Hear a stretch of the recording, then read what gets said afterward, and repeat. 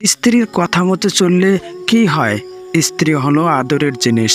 বেশি শক্ত করে ধরলে বেঁকে যাবে, আর ছেড়ে দিলে বেয়ারা হয়। যেটা সঠিক সেটা শুনুন, আর অন্যায় হলে বোঝান।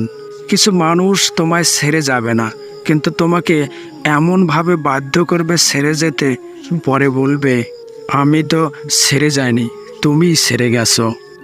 অত্যাধিক রাগ কারোর জন্যই ভালো নয়। রাগ মানুষের মনুষ্যত্ব ও ব্যক্তিত্ব দুটোই ধ্বংস করে দেয়। নারীকে হয় সবটা দিয়ে ভালোবাসো, আর না হয় ছেড়ে দাও। মধ্যবর্তী ভালোবাসা তাদের সহ্য হয় না। জীবনে যে বিষয়গুলো নিয়ে আফসোস করবেন না। নাম্বার 1, জীবন থেকে কেউ চলে গেলে আফসোস করবেন না। মনে রাখবেন, রব যা করেন ভালোর জন্যই করেন। নাম্বার 2, জীবনে সফল হতে দেরি হলে নিরাশ হবেন না, কারণ ভালো কিছু হতে সময় লাগেই। নাম্বার 3, অতীত নিয়ে কখনো আফসোস করবেন না, কারণ চাইলেও তা পরিবর্তন করতে পারবেন না। সম্ভব হলে ভবিষ্যৎ নিয়ে ভালো কিছু করার চিন্তা করুন। মানুষ এমন একটা প্রাণী যাকে বিশ্বাস বা অবিশ্বাস কোনোটাই করা যায় না। বিশ্বাস করলে ঠকতে হবে, আর অবিশ্বাস করলে হারাতে হয়।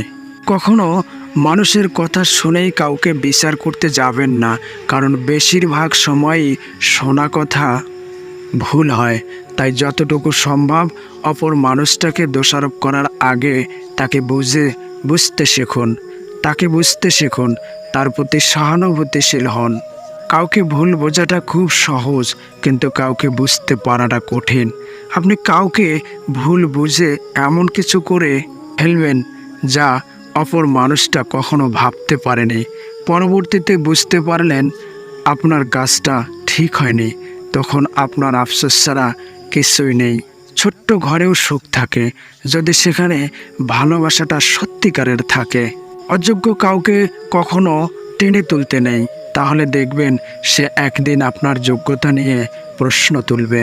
বিষের বদলে বিষ নাই বা দিলাম, সুখ তোমারই থাক, আমি দুঃখ নিলাম।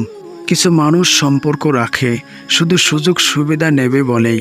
যার অনুপস্থিতি কষ্ট দেয় আপনজন সেই হয়, আর যার উপস্থিতিতেও কিছু যায় আসে না সে আর যাই হোক আপনজন নয়। বিবাহ এমন একটি প্রথা যেটা হওয়ার পর একটি মেয়ের উপর থেকে পিতার অধিকার কমে যায় আর পতির অধিকার বেড়ে যায়।